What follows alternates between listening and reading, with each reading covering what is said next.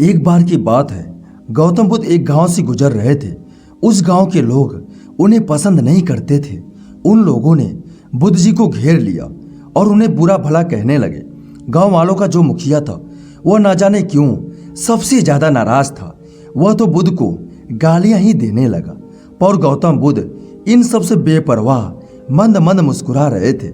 मुखिया काफी देर तक बुद्ध को गालियां देता रहा, लेकिन कुछ ही देर में उसका मुंह सूखने लगा, जिससे वह चुप हो गया।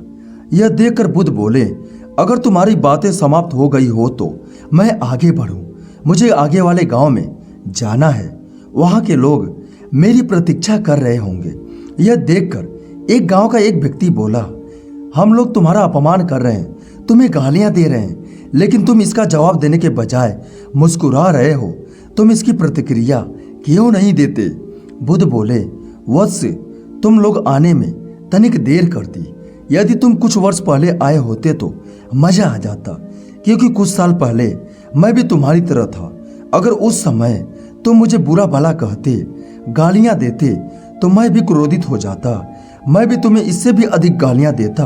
हो सकता है हाथापाई पर भी उतर आता, पर अब मैं आगे बढ़ गया हूँ। अपना क्रोध, घृणा सब पीछे छोड़कर आया हूँ। अब मैं उस जगह पर पहुंच गया हूँ जहां तुम्हारी गालियां पहुंचने में असमर्थ है। तुमने मुझे गालियां दी, यह तुम्हारी भावना है, लेकिन तुम्हारी यह भावना मुझ तक पहुंच ही नहीं रही।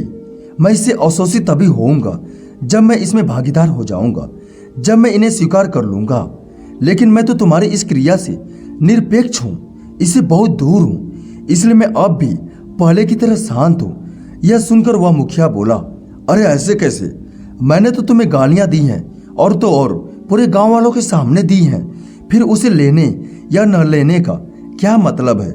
बुद्ध बोले, वत्स, कल मैं एक गांव में गया था। वहां के लोगों ने मेरा प्रवचन सुना, वे बहुत प्रसन्न हुए। गांव का मुखिया मेरे लिए मिठाई लेकर आया और उसे खाने का आग्रह करने लगा। मैंने कहा कि मेरा पेट भरा हुआ है, इसलिए मैं इसे ग्रहण नहीं कर सकता।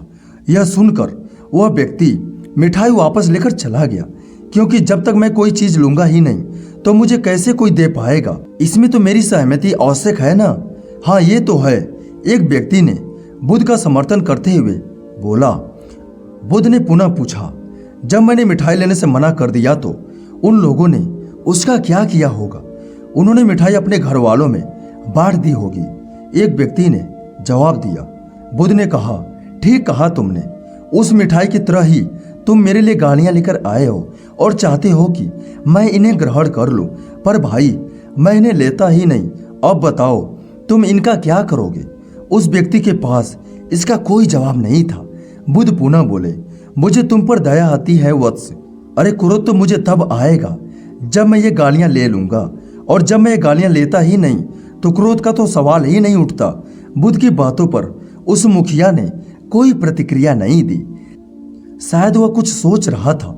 बुद्ध बोले, मैं अपनी आंखों से देख रहा हूं कि गाली एक कांटा है, जिसे देने वाला व्यक्ति और लेने वाला व्यक्ति दोनों क्रोध से पागल हो जाते हैं। तो फिर तुम ही बताओ कि मेरे आंखें रहते हुए भी कैसे कांटों पर चलूं? आंखें रहते हुए मैं कैसे गालियां ले लूं, और होश में रहते हुए मैं कैसे क्रोधित हो जाऊं? इसीलिए मुझे क्षमा करो वत्स, मैं तुम्हारा उपहार ग्रहण करने में असमर्थ हूं। कहते हुए बुद्ध ने अपने हाथ जोड़ दिए। बुद्ध की बातें सुनकर गांव का मुखिया बहुत लज्जित हो गया। उसकी आंखें छलछला आईं। उसने कुछ कहना चाहा, पर उसके होठों ने जवाब दे दिया, और जब उससे रहा नहीं गया तो वह बुद्ध के चरणों में गिर पड़ा और कहने लगा, मुझे क्षमा करें महाराज, ये मैंने क्या कर दिया? और बुद्ध उसे शांत कराते हुए अपने गले लगा लिए और खुशी खुशी अपने गंतव्य की ओर चल पड़े। दोस्तों, हमें से ज्यादातर लोग यही समझते हैं कि हमारे दुखों का कारण कोई दूसरा व्यक्ति है, और जब हम ऐसा मानते हैं तो हम अपने स्व नियंत्रण की कमी को और अक्षमता को अनदेखा कर रहे होते हैं। वास्तव में ये हम पर निर्भर करता है कि हम दूसरों के द्वारा प्रदान की गई नकारात्मकता को स्वीकार करते हैं या नहीं।